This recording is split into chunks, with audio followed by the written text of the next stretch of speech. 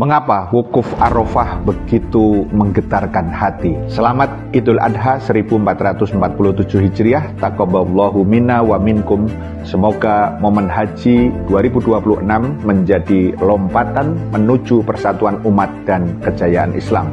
Puncak ibadah haji tahun ini jatuh pada 9 Dzulhijjah 1447 Hijriah atau Selasa 26 Mei 2026 Masehi.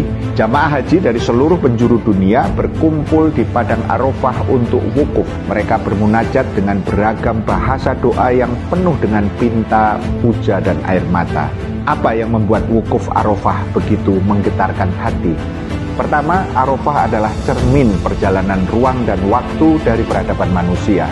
Arafah adalah padang yang luasnya sekitar 10-12,7 km persegi atau sekitar 1.000 sampai 1.270 hektar. Kawasan luas ini membentang sekitar 3,5 kali 3,5 km berjarak kurang lebih 20 km di tenggara kota Mekah. Arafah adalah titik hubung dua lokasi kunci dunia, Jeddah di mana Ibunda Hawa diturunkan dan India tempat Ayahanda Adam diturunkan. Berdasarkan riwayat mayoritas, wilayah India kuno termasuk Sri Lanka diyakini sebagai daratan pertama yang dipijak Nabi Adam. Di Sri Lanka terdapat sebuah gunung yang terkenal dengan nama Adam Peak atau Puncak Adam. Di puncaknya terdapat formasi batu berbentuk jejak kaki raksasa yang oleh sebagian masyarakat setempat diyakini sebagai jejak kaki Nabi Adam saat pertama kali diturunkan ke bumi. Jeddah adalah kota pelabuhan utama di Arab Saudi yang berada di pinggir Laut Merah. Nama Jeddah secara etimologis bahasa Arab diyakini berasal dari kata Jaddah yang berarti nenek perempuan. Penamaan ini merujuk kepada keyakinan historis lokal bahwa Ibunda Hawa, nenek moyang seluruh manusia, diturunkan dan dimakamkan di kota tersebut. Kedua, Arafah adalah saksi pertemuan cinta sejati yang berlandaskan iman. Kata Arafah berarti mengenal atau mengetahui. Bayangkanlah, disinilah saksi pertemuan dua insan mulia, orang tua kita semua, Ayahanda Adam dan Ibunda Hawa. Menurut berbagai riwayat dan literatur sejarah Islam, Adam dan Hawa terpisah selama 200 hingga 500 tahun setelah diturunkan ke bumi. Mereka akhirnya dipertemukan kembali oleh Allah Subhanahu wa Ta'ala di sebuah bukit yang kini dikenal sebagai Jabal Rahmah atau Bukit Kasih Sayang di kawasan Padang Arafah. Pertemuan ini menjadi akhir dari penantian panjang mereka setelah bertobat dan memohon ampunan kepada Allah Subhanahu wa Ta'ala.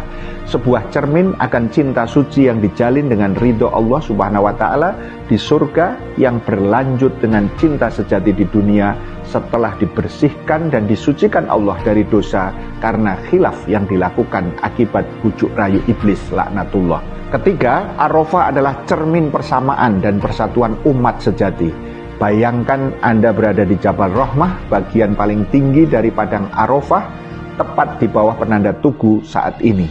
Palingkan pandangan Anda dan tataplah ke bawah dengan arah 360 derajat di mana lautan warna putih dari ihram lebih dari 1,5 juta jamaah haji tahun ini yang datang dari berbagai pelosok dunia.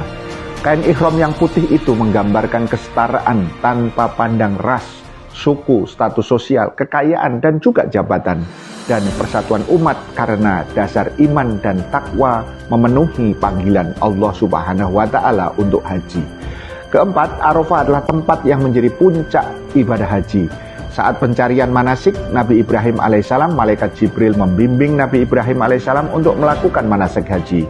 Di padang inilah Jibril bertanya, "Apakah kamu telah mengetahui manasik hajimu?" Nabi Ibrahim menjawab, "Aku telah mengetahuinya, ariftu." Rasulullah SAW bersabda, "Al-Hajju al-Arafah." Puncak haji adalah wukuf di Arafah. Wukuf adalah momentum jeda dari hiruk pikuk dunia. Dengan berhenti total dari aktivitas biasa, manusia dipaksa untuk merenung. Di Arafah, manusia diharapkan bisa mengenal kembali siapa dirinya, makhluk yang lemah dan berdosa, dan siapa Tuhannya, Allah yang Maha Agung dan Maha Pengampun. Wukuf adalah puncak kesadaran spiritual. Wukuf dilakukan dari tergelincirnya matahari waktu zuhur hingga terbenamnya matahari. Perubahan dari terang benderang menuju kegelapan ini melambangkan perjalanan hidup manusia. Wukuf mengajarkan bahwa hidup di dunia ini singkat, dan manusia harus memanfaatkan waktu yang ada untuk bertobat sebelum matahari kehidupan mereka terbenam selamanya. Kelima, Arafah adalah ibarat miniatur padang mahsyar kelak, simulasi kematian dan hari kebangkitan.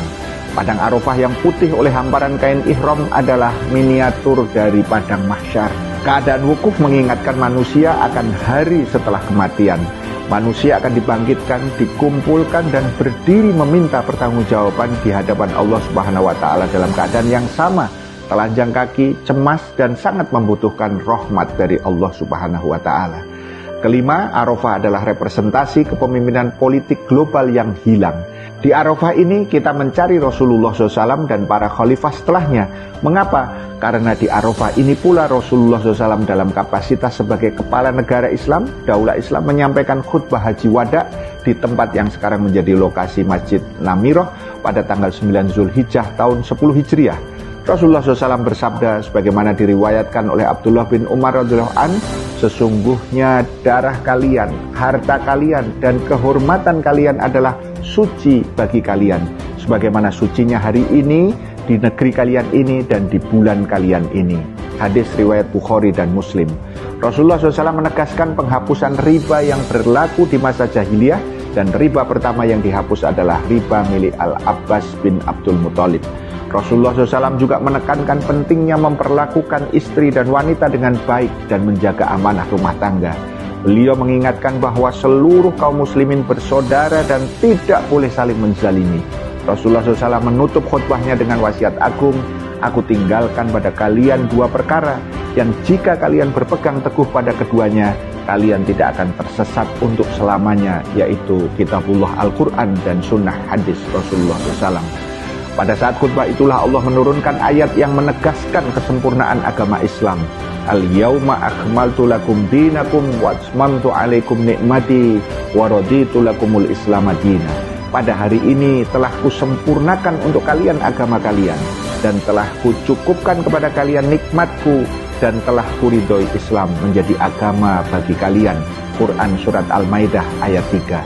Sekali lagi, di wukuf Arafah lah mengapa begitu menggetarkan hati dan jiwa?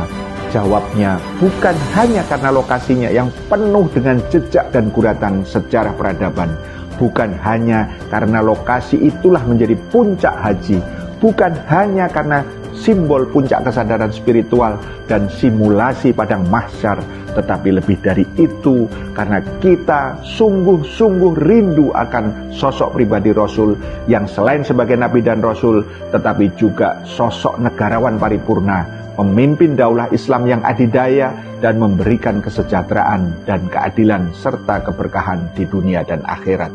Paham sampai di sini? Salam melek politik.